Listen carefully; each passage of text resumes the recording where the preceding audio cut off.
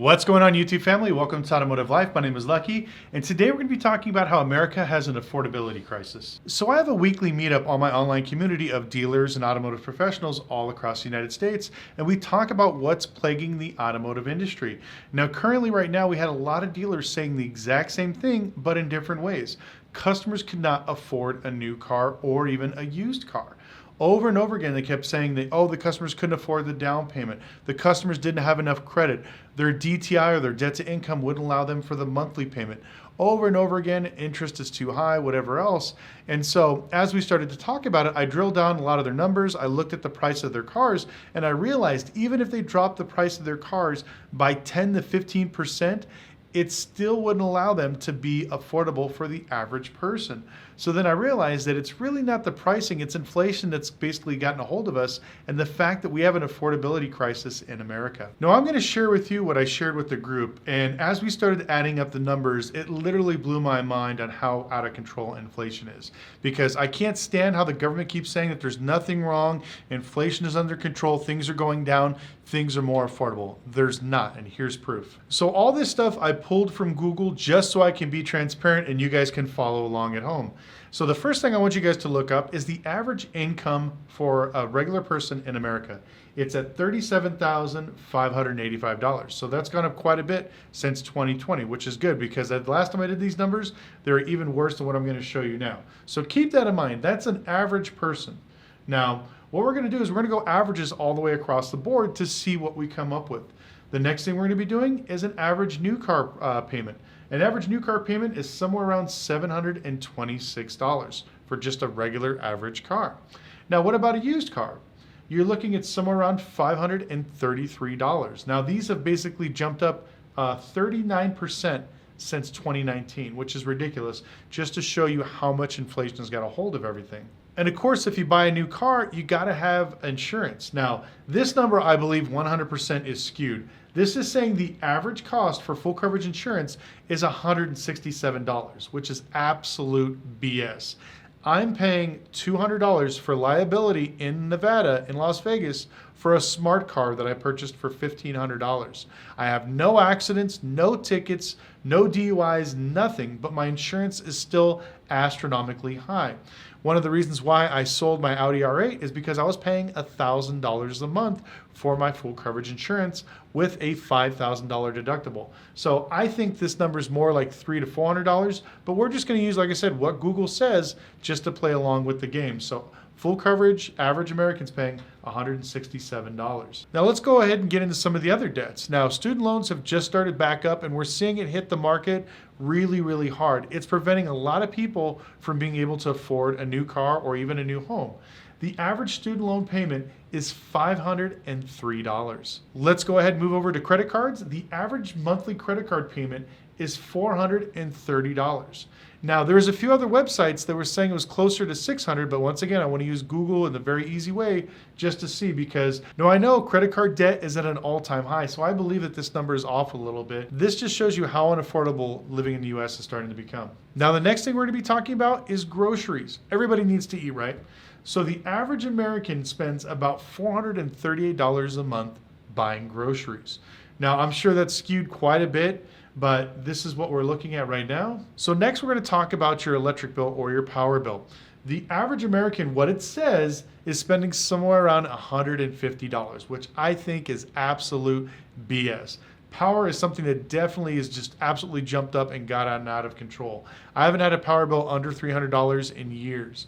Now this is saying the monthly average for Nevada is somewhere around $156, so that's what we're going to use. So let me know in the comment section below if you have a very low power bill, if you live in a studio apartment, or maybe you're in a great state that has multiple power companies, because unfortunately here in Vegas we only have one power company, so I think it's a monopoly. We're getting basically raked over the coals. Now let's go ahead and move on to some of the biggest bills, which is your average monthly rent. Now it's nice to see that this number went down. The last time I did this number, it was somewhere around $1,700, but now the average monthly monthly rent in the United States is somewhere around $1,500.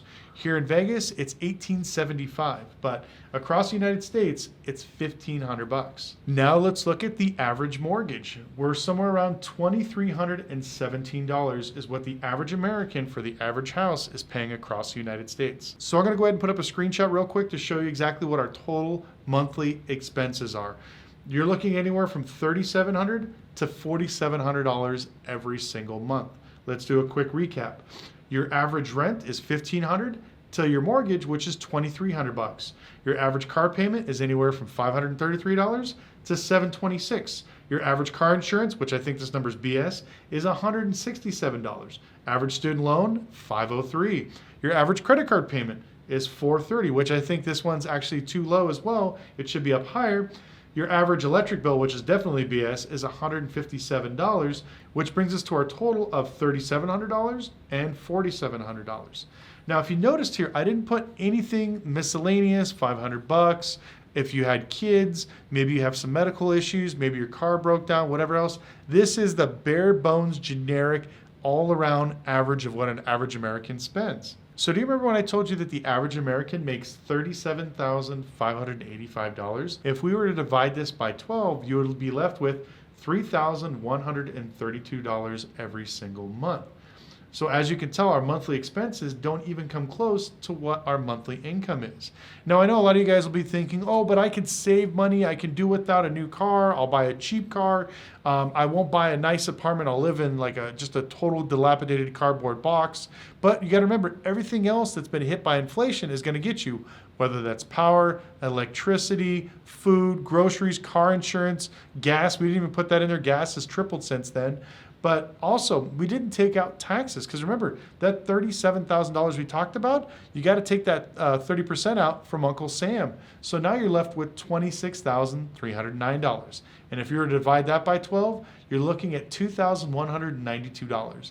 That's less than half of what the average bills are for the average American. So this is why I keep saying over and over again, do not trust what they're telling you on the news.